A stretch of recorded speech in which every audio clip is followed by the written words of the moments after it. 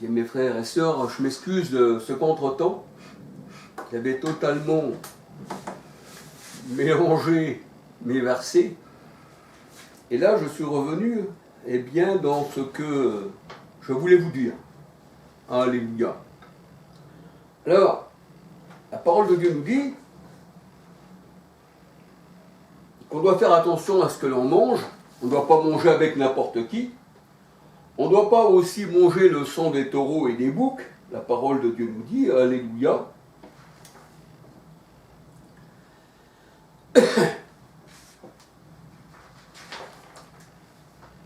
Donc, les taureaux et les boucs sont considérés comme ceux qui dirigent eh bien, le monde. On voit aussi dans Daniel 2, 21 ou 8, 21 que le roi de Javon est considéré comme un bouc. Et là, dans le Lévitique 17, verset 7, la parole de Dieu nous dit « Ils n'offreront plus leurs sacrifices aux boucs, avec lesquels ils se prostituent. » Lévitique 17, verset 11. Ils n'offriront plus leur sacrifice au bouc avec lequel ils se prostituent. Alors on peut voir aussi ceci dans 2 Chroniques 11, verset 15. On voit que les boucs étaient adorés. Et les boucs dans la parole de Dieu, nous savons que ce sont des hommes. Dans Matthieu 25, 31 à 46. On voit que le roi de Javon, il est aussi présenté comme un bouc. Et les boucs, le Seigneur nous dit que n'héritent pas du royaume des cieux. Et le Seigneur ne veut pas qu'on boive le sang des boucs et qu'on mange la chair des bœufs. Alléluia. Le Seigneur ne veut surtout pas que l'on couche avec une bête. Exode 22, verset 19. Alléluia. On ne doit pas faire de sacrifice au bouc. Deutéronome 32, verset 16, 17.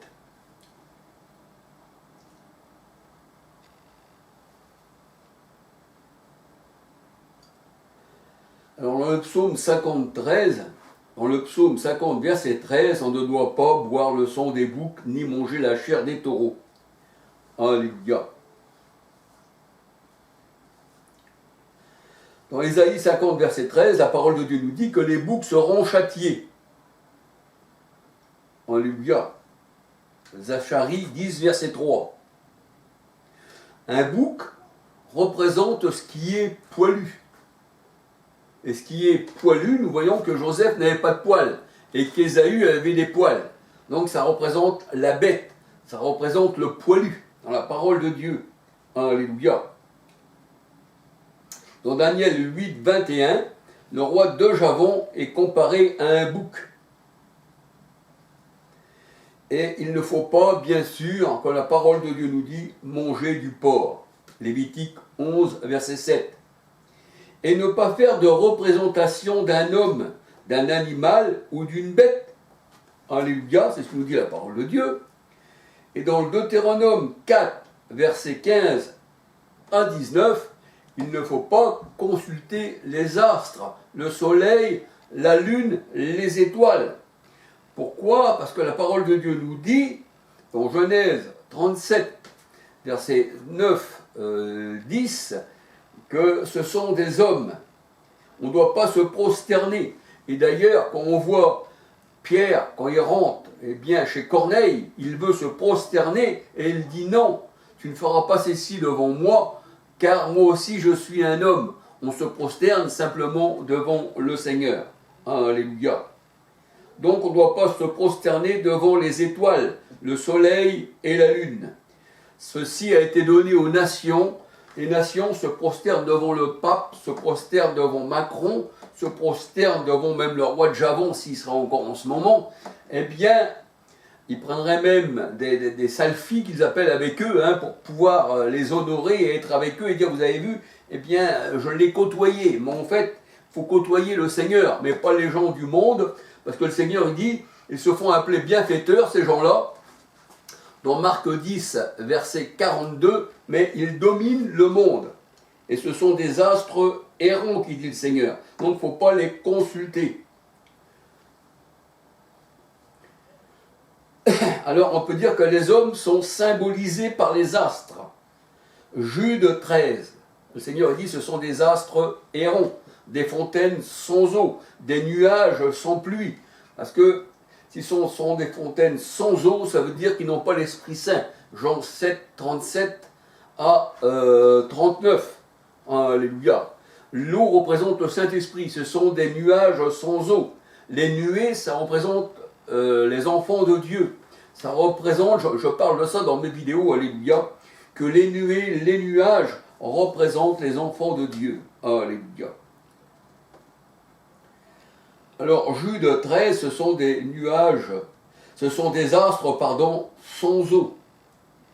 Ce sont des arbres 2 fois morts déracinés, qui nous dit le Seigneur, dans Jude. Alléluia. Et on voit que le prince de Babylone, un homme, eh bien, c'est aussi un astre brillant. C'est-à-dire, un astre brillant, c'est quoi? C'est, comme le Seigneur est dit, se déguise en ange de lumière, mais il a chuté. Ésaïe 14, versets 4, 12, 16. Alléluia. Ésaïe 14, versets 4, 12, 16. L'astre là, ce n'est qu'un homme. Il ne faut pas se prosterner devant les astres. 4, 15 à 19 devant les hommes. Ne pas avoir de rapport même avec ceux qui consultent même les astres. Deutéronome 18, versets 9 à 15. Alléluia. Voilà, frères et sœurs, excusez-moi pour le contretemps, parce que j'avais inversé des versets qui n'allaient pas. Je remédie à la chose, alléluia. Mais vaut mieux, comme dit le Seigneur, et comme je dirais aussi, vaut mieux une chose simple que des choses bien embellies avec un mensonge. Alléluia. Donc nous sommes dans la simplicité. J'ai fait ceci directement. Alléluia. Pour pouvoir tout remettre en place. Alléluia. Je n'ai pas pris de grands artifices pour présenter la parole de Dieu, parce que le Seigneur dit qu'il est simple et il dit soyez aussi simple. Alléluia. On ne met pas de grands costumes, de grands titres comme docteur, comme on va dire, il y en a qui sont appelés maîtres, des seigneurs, des monseigneurs, puis des courbettes, hein, c'est des courbettes, ça, c'est consulter, c'est marcher, c'est lever la tête eh bien, vers les astres et les appeler maîtres. Alléluia. Mais ces astres-là, le Seigneur il dit qu'il a voilé le ciel et le soleil, la lune, les étoiles ont été précipitées sur la terre. Et voici, je fais un nouveau ciel et je fais une nouvelle terre qu'on appellera épouse. Alléluia. Gloire au Seigneur. Et le Seigneur, il est le soleil. Alléluia. De justice. Gloire au Seigneur. Alléluia. Et bien voilà, que le Seigneur vous bénisse. Et puis à une prochaine vidéo, si Dieu permet. Alléluia. Gloire au Seigneur. J'espère que cette vidéo eh bien, vous fera avancer dans la parole de Dieu, parce que nous sommes là juste pour partager. Je ne suis pas là pour dire croyez à ce que je dis, mais simplement c'est le Seigneur qui convainc. Mais ce n'est pas un homme, ce n'est pas Charles. Alléluia. C'est juste on va dire, un pain partagé. Alléluia. Maintenant, ceux qui veulent manger à la table du Seigneur, ils peuvent. Ceux qui ne veulent pas, eh bien, ils mangeront à la table des démons, comme l'a dit le Seigneur. On ne peut pas être à la table des démons la table dans les ténèbres et puis être dans la lumière. Proverbe 6, 23. C'est là où nous mangeons la bonne parole, alléluia, du Seigneur, parce que le Seigneur, c'est lui qui donne, sans lui, on n'a rien, alléluia. Et il donne à tous, parce que ceux qui ont des oreilles pour entendre, eh bien, entendront la voix du bon berger, parce que le bon berger parle parmi aussi ses membres, son corps, et lui, il est la tête qui dirige le corps. Et ce n'est plus nous qui parlons, c'est lui qui parle en nous, alléluia, et celui qui nous rejette, eh bien, rejette le Seigneur, alléluia. Soyez bénis, alléluia.